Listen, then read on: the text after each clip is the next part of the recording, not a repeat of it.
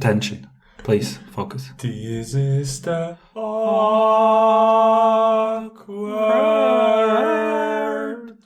business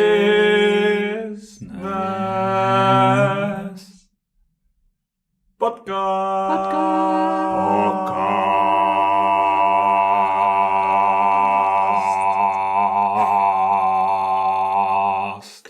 Live. Again, we wanted to have a shorter signal, and now we have a longer one. It's very long.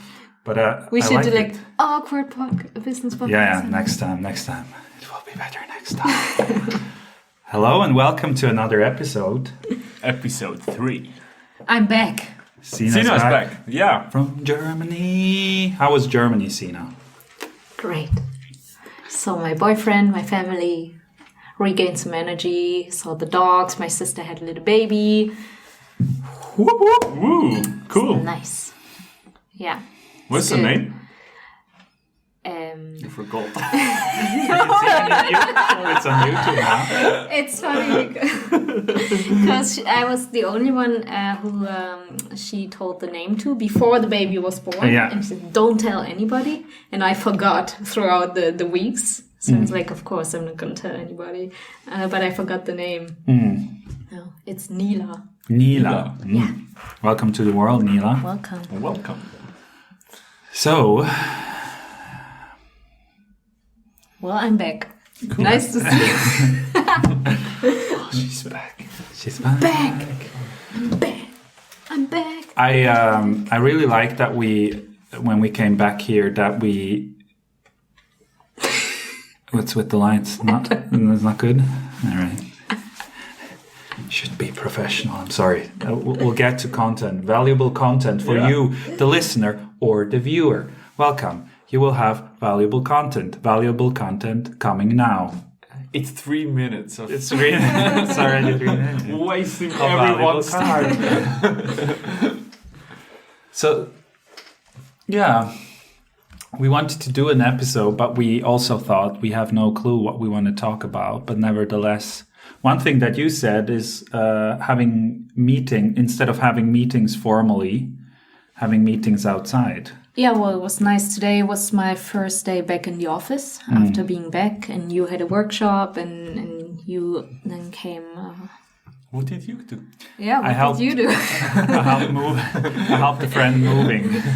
Well, at some point at lunch, we were all together, or after lunch, and it was nice to just reconnect and go for a walk instead of, let's do our tasks right now and push it, especially after the workshop. You know, some fresh air is usually nice. Mm-hmm. It was nice to just say, hey, let's go for a walk. Mm-hmm. And yeah, I liked it.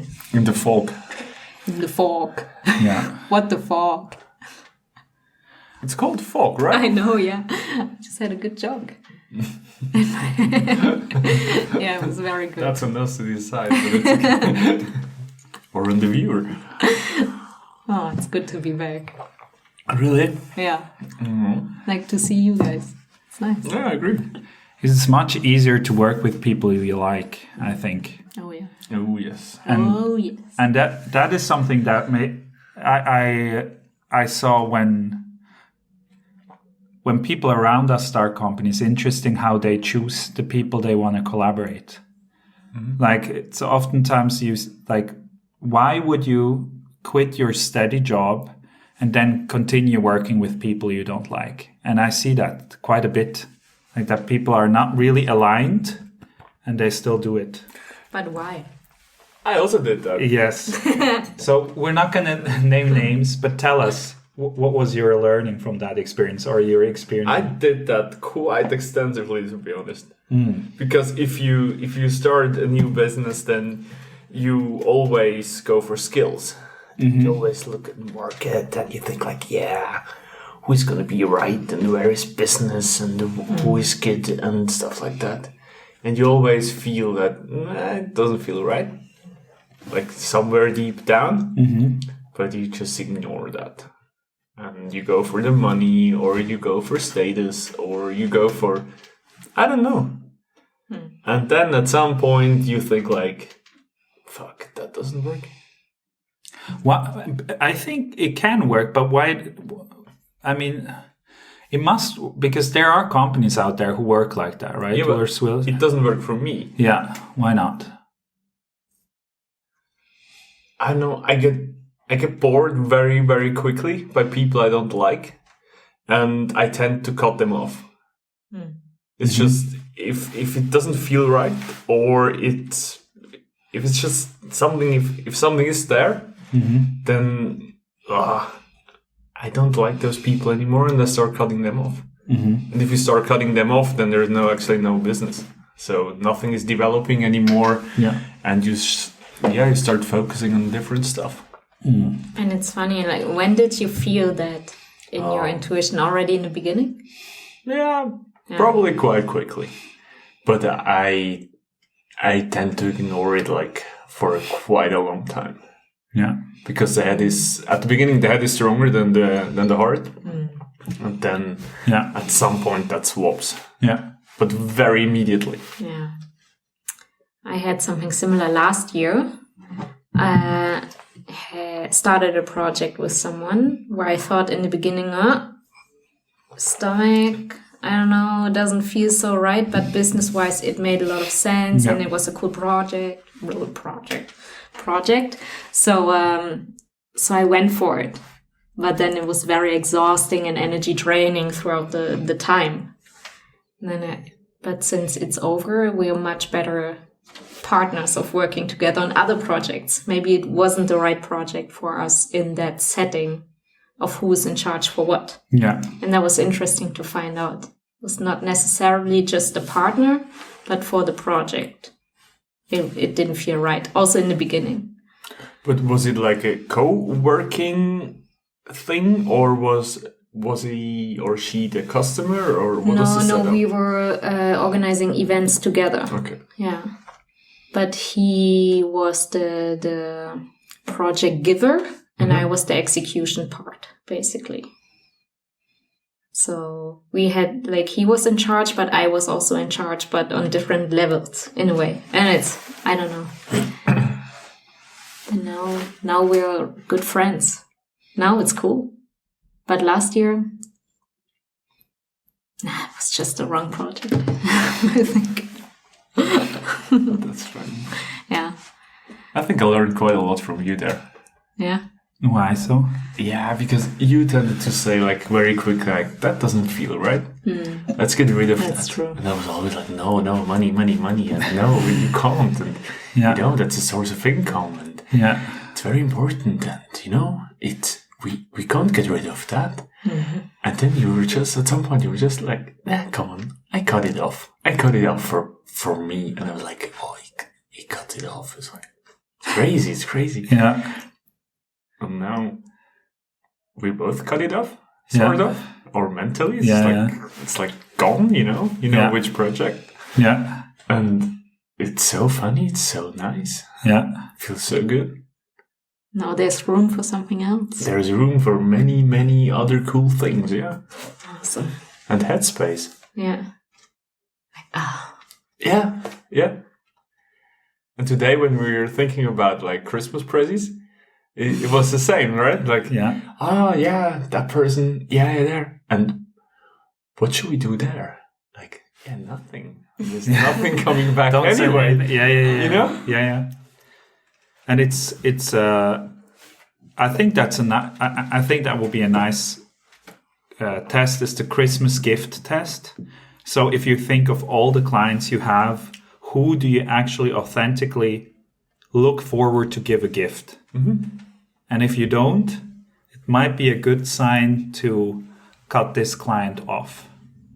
Or just to reevaluate your relationship with that client. Because today when we were on this walk and we were thinking about Christmas gifts, it made me excited. Like, I felt positive about it. I was like, let's get rid of this money so we can give them gifts, like, and if it doesn't feel like that might be an interesting signal of seeing, like, maybe this is not a cooperation I want to have. But it's scary. I like what you said before. It's like I said that several or I found that several times. It's like you have an idea and it feels good. But within seconds, your head comes and just tells you 1,000 reasons why you should not do it. And the more good the greater the idea feels, or the more freeing, the faster the intellect comes. And it's like, no, but think about like how this will look like this podcast as well. Like, we're not using names, right? No, maybe we will at some point. No, don't worry. Dear clients, don't worry. We'll not. But it's like, it's stuff that feels good oftentimes comes with a fear thing, with an intellectual thing. And it's useful to witness that, I think. And sometimes if I get scared, for example, it's a good sign that I should do it. Mm-hmm. Yeah, because there's part of me that can grow, but also shitting my pants on the way of doing it. That's a funny thing. It's also the other way around. Yeah. Like if your heart says like, yeah, go for it, then your brain says like, nah, don't do it. That's what scary. Will people? For me, always my head comes and say, what will people say? What if you fail? Mm-hmm. And do you really think you can do this? Mm-hmm. Like, who are you to do this? Mm-hmm. Yeah, that's what my head says. Mm-hmm. Sometimes. If I would really it's not useful for me to reflect on the thought whether I can do it or not. If I would do that in some projects too much, because the responsibility is so big, like what we do with schools and stuff, like it's such a big responsibility to have those workshops and to help people to figure out what they want from life. If you go too much into like, oh, am I the right person? Like, you cannot think about that because it's not like... I think it depends on what it does with you. Yeah. For me, I can think about it and then still do it because I know I can answer the question for myself, the one I'm scared of. Who are you to do this? Yeah. I'm like, well, actually, I'm fucking good. Yeah. So here I am to do this in a way. So it gives me energy to do it. Oh, interesting. I think other people already are asking that question for you enough. Yeah, you know? probably. Yeah, like, can you do that? Yeah. Can you do this? Can you do this? Stuff like that. So you don't really have to ask that question anymore. I just sometimes get insecure, but then also sometimes it gives me then energy, and I put even more energy into it, and I enjoy it. And as soon as I see it creates value for other people, I get even more energy and want to do it even more awesome. It's more like in the beginning, once I see it's an awesome project, I get insecure, but I do it anyways. Because once I get scared, I'm like, I think I should do it. If I'm so scared of it now, I should do it. And once it's rolling and happening, I'm like, yeah, it's awesome. And I'm good. Also. And being scared is also sometimes quite nice, no? It's like feeling a little bit of that, of that being scared feeling, and like, wow, like many things could fuck off. I'm actually really scared, and my pulse is like not okay. Yes. But let's do it. Let's start. Yeah. I quite like that feeling. I think the starting point for me is the most important one. Once I'm in it, I'm in it. But before, my head's loud. And then once we start, it's more focused on creating things and less. That's for me. That's how I feel like we're getting more and more hired for projects not to give information, but to use our wisdom in the moment. Mm-hmm. And I think that is really interesting. Like in the past, it was like the transfer of information. Like, okay, tell us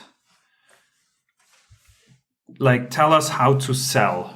Mm-hmm. And tell us like, or is that not even we were hired to do so, but I thought we were hired to do so.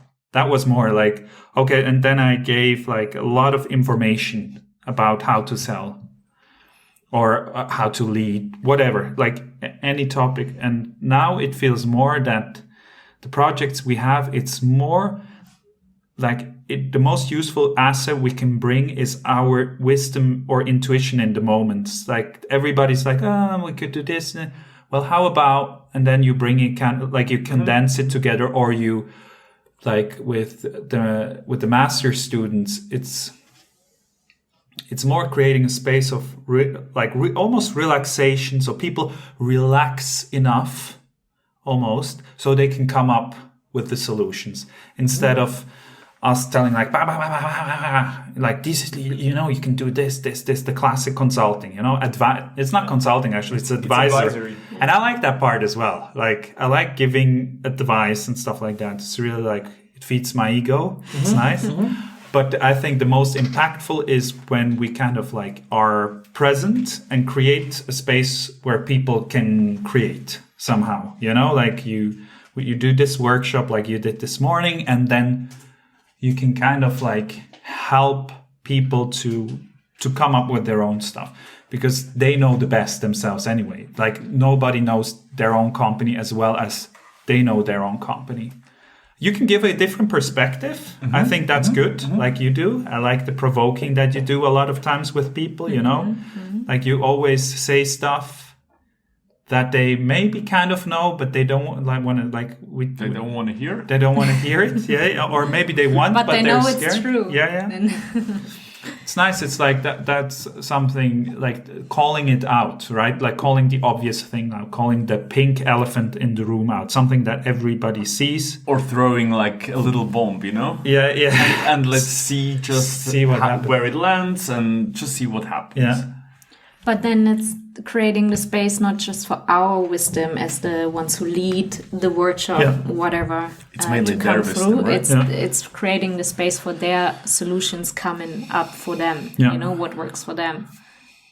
And you can do that with throwing bombs. You can do it through like putting them in a different environment, putting clients in a different environment. You can, but also just through them feeling like, I can never speak that honestly with a consultant, or he or she never like shared private, like just like, oh, how was your day? And you actually share with people, how was your day? You're I'm good. And yesterday I went for an awesome hike. You should, they say, oh, okay. Wow. This is also part of the conversation. It's not just like, okay, yeah, do we do I'm this? so cool. Yeah, how do we do? Or I'm so cool. That's one element, right? Like Daniel's the best consultant, or Daniel's, but also like, let's just talk about the thing that we need to solve right away.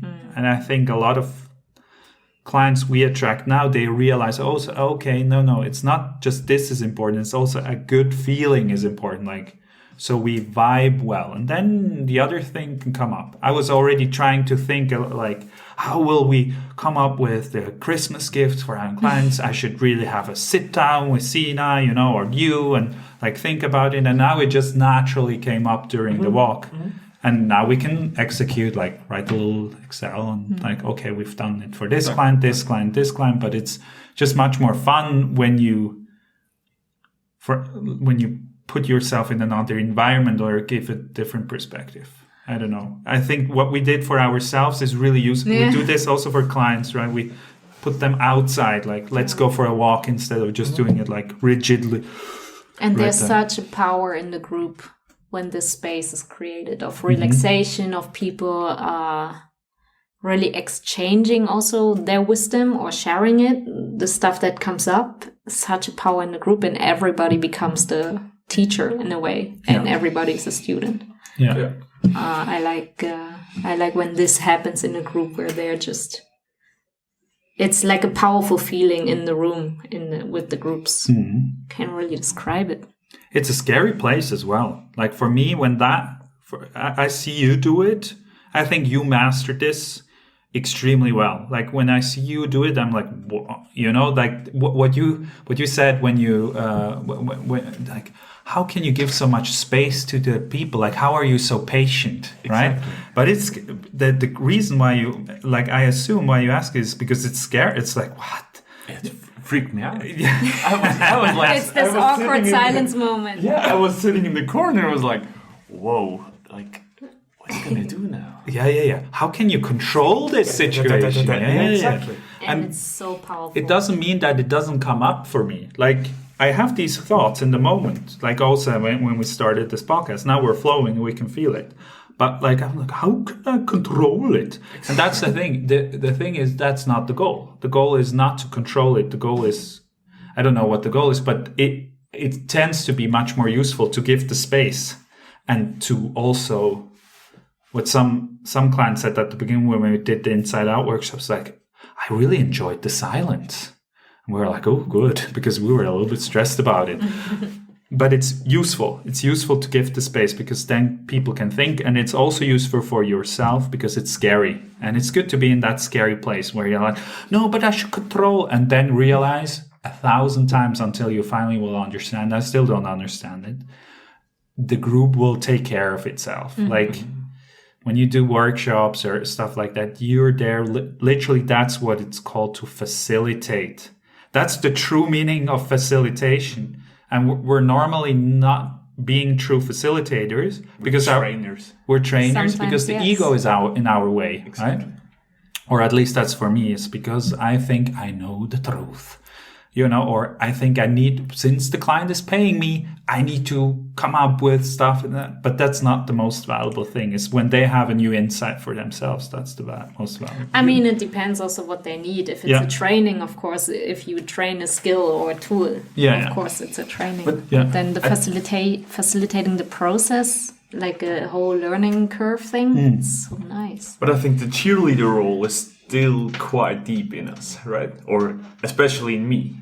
Tell us about the cheerleader role. What is that? Yeah, it's like you're standing in front of people, and then like the mood is like going a little bit down, and then you realize that, and then you go into cheerleader mode, and you try to bring it up again, and like bring some energy and put some energy back into group, and like calling out some people, and it's like dam dam dam all the time. Then you get it's a little bit with that sound, and then you go home and you're sitting in the train and you just think like, "Boy, that was so exhausting." Right?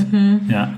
And for the group, I think it's not that great. It's not the great trainings for them. No. It's like, okay, we now had the clown coming over today. Yeah. And he was fun and he was good and maybe I even learned something. Yeah. But I think nothing sticks at the end. I feel cringy because I also did it. I still do it. Yeah. I feel, or I did it just a few weeks ago in an online seminar with our students. It's when I feel like everybody's muted and you see them, but nobody says anything. Yeah. Because sometimes they need time to reflect or some time to respond. And I, at that point, then got nervous or didn't hold the silence or thought they were tired maybe. Then I also got into this cheerleading mode and then talked and gave more examples. And then at some point I just thought, Sina, just shut up. Just let them speak with each other and talk and exchange about themselves and what they learned and not about me, but I just had a cringy feeling because I did it like 2 weeks ago. Yeah. And I was like, And because we're that open, the students give us quite honest feedback, which hurts, right? And one of the feedbacks was for us also, when I did it with another friend, the module was like, it was like I think you guys talked a little bit too much. We were like, what?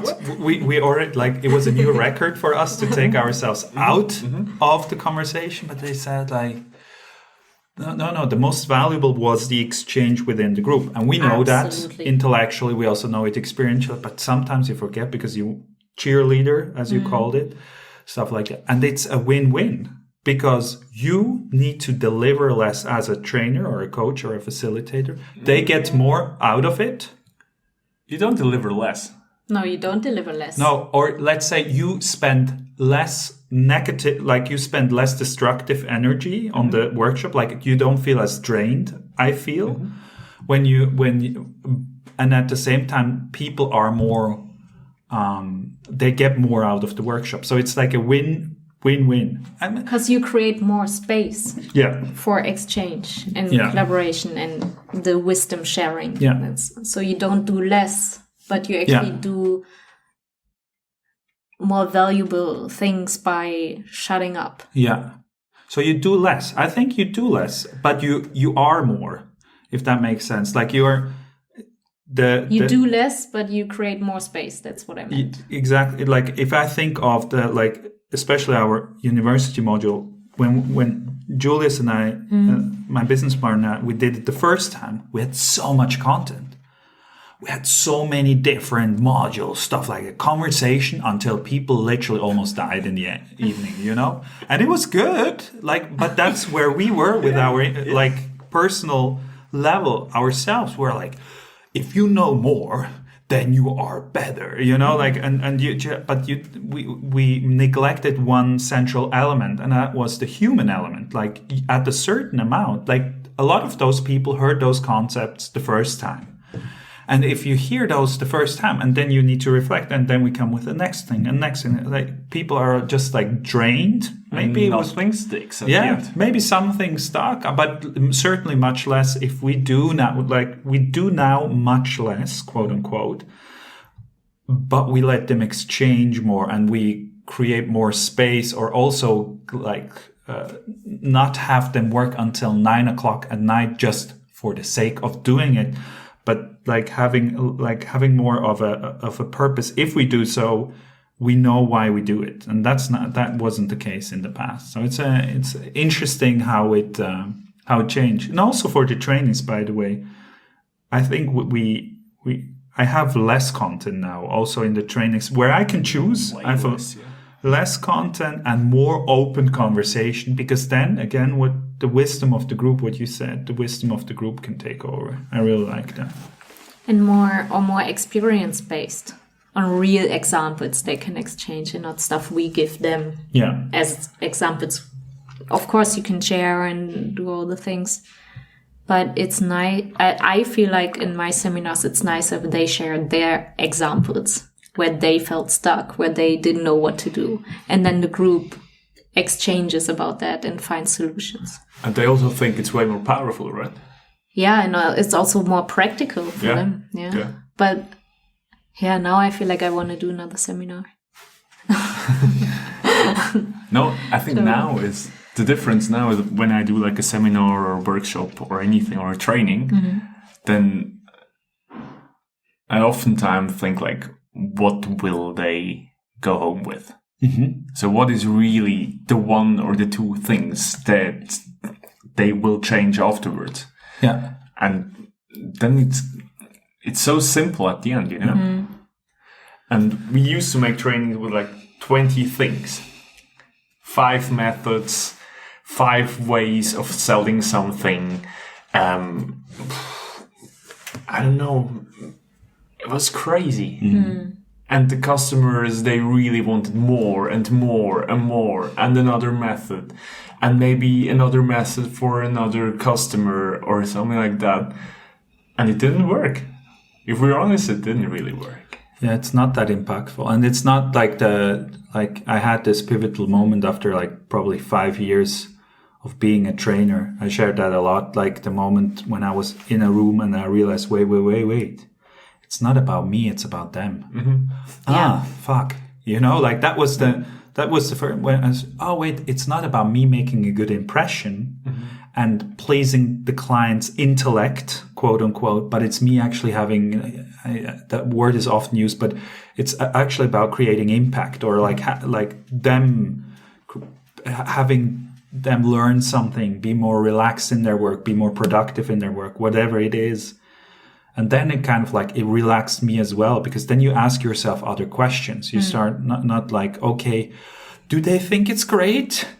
But more like, okay, what's more useful now? Like, is it now a break will be actually more useful than another model. How about we take that break? Even though maybe they think, but I'm paid for the day. Yeah. But in the end, actually, maybe you're paid for the day, but maybe it's much more about the impact you create. And I see the fear, like if you're a consultant listening to this, I know the fear that you're like, but if it's not a stressful experience, it's not a great experience. If they're not walking out half dead, then you haven't done your job.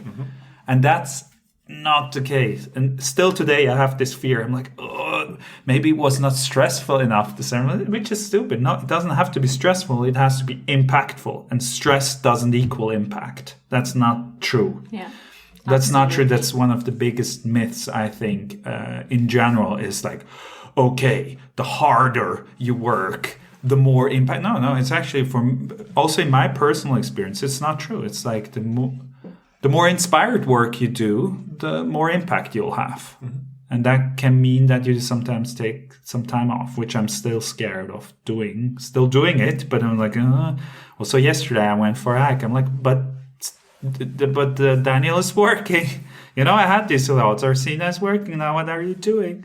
But it was more useful because I think we wouldn't do a podcast today. Mm-hmm. I think we wouldn't have had these great conversations where we just effortlessly came up with like, oh, for this client we do this, and it was fun and it was connected and it was good, productive. Mm-hmm.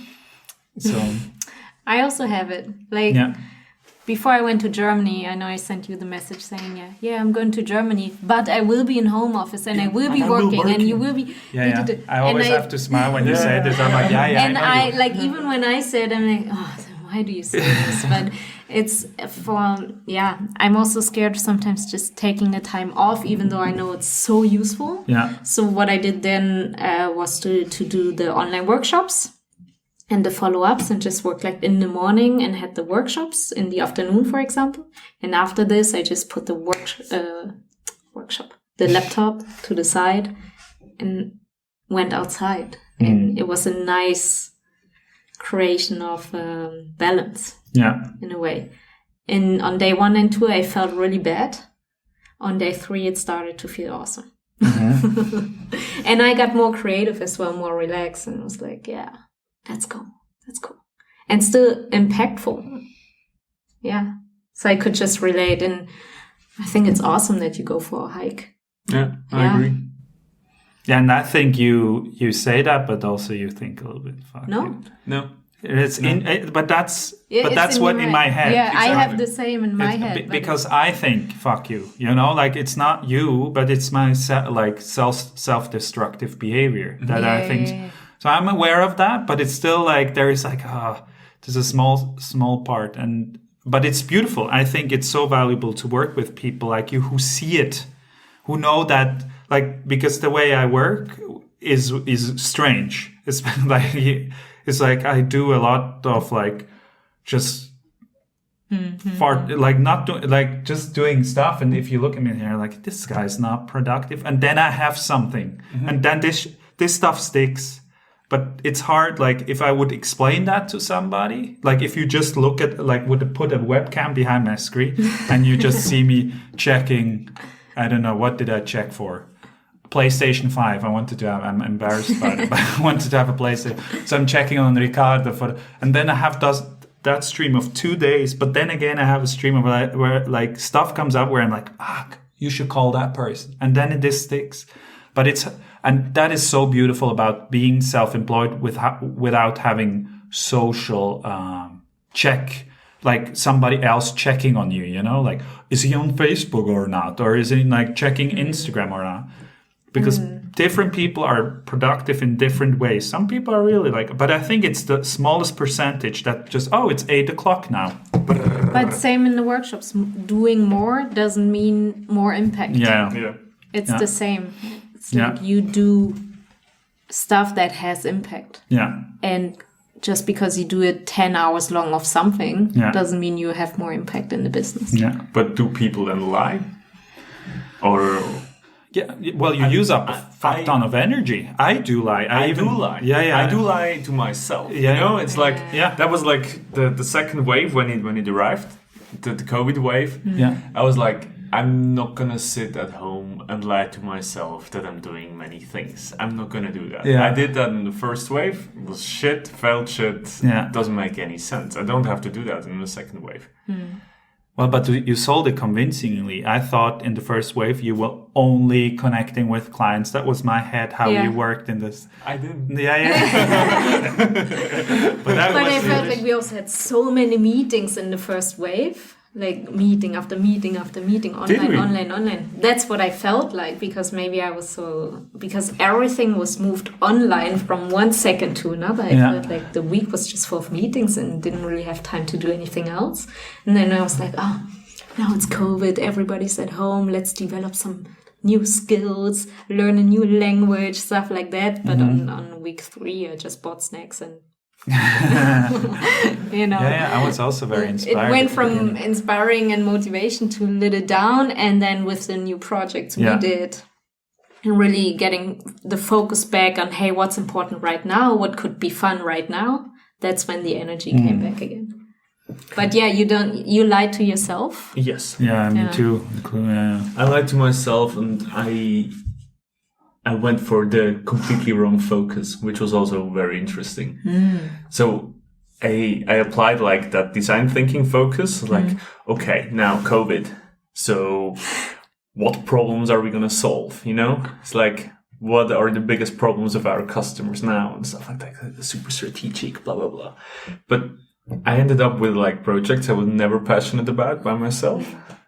So it was like, I also didn't sell it, you know? It's like, I did that remote sales stuff, and I tried a little bit, and I connected with people, but then I was like, a little bit like, yes, are you really passionate about educating people how to sell on a screen? And I really you? Like, nah. But I love our Snuni project that came out of Absolutely. COVID. Yeah. Wave 1. Wave 1. Yeah, that was the most fun and awesome project I felt like in that time we could have done. Yeah. Check it out. I will put the link somewhere. It's znuni.ch, snuni.ch. It's like non-linear videos. It's really cool, and it's selling quite well as well. I'm like, ooh. Awesome. It's nice. It's not, and I think it's cool project. It's as well. cool. It's the fun. It's a fun it. new way of learning. Yeah. I think it's really cool. It's flashy somehow. You know, it's like non-linear videos. Oh, you can choose how the movie goes and stuff like. It's playful, but I think it really can have also like a new way. I mean, it's the perfect timing with this COVID stuff, and it was fun to make.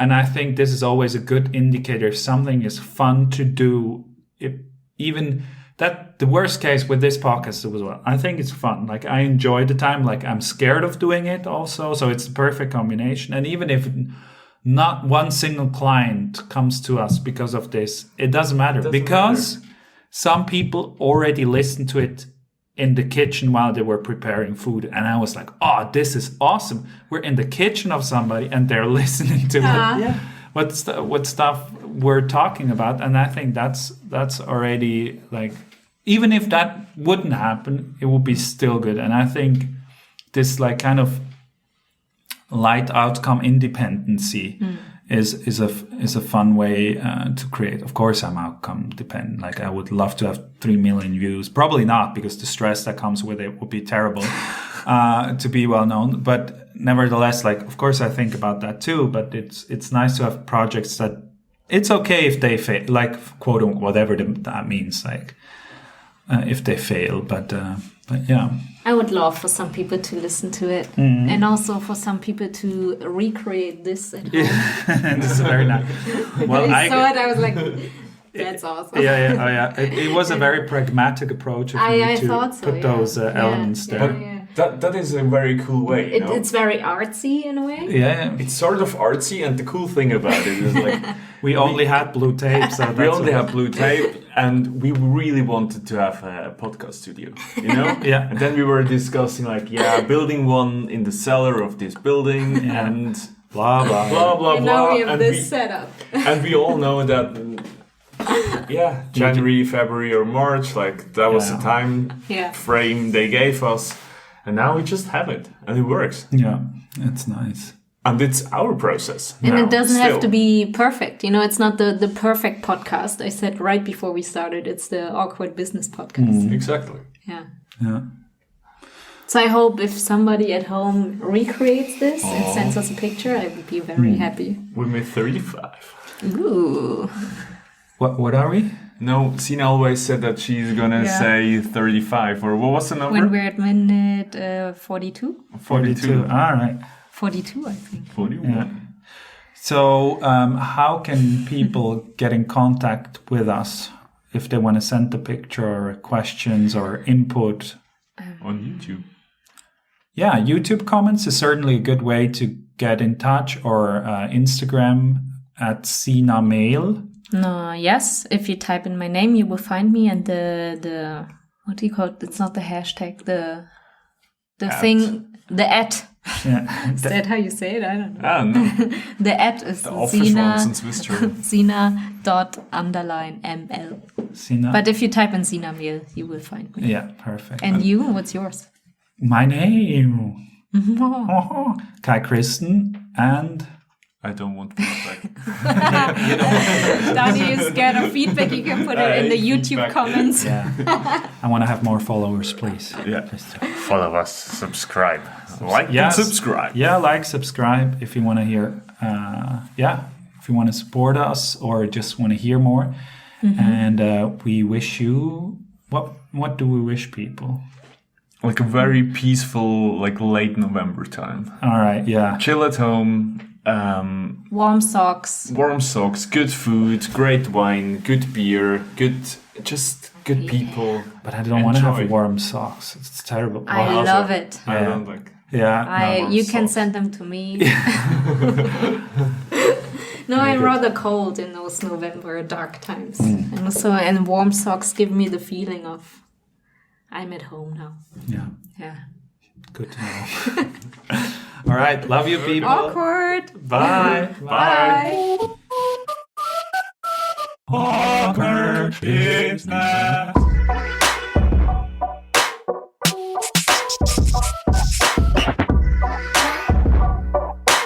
Awkward business.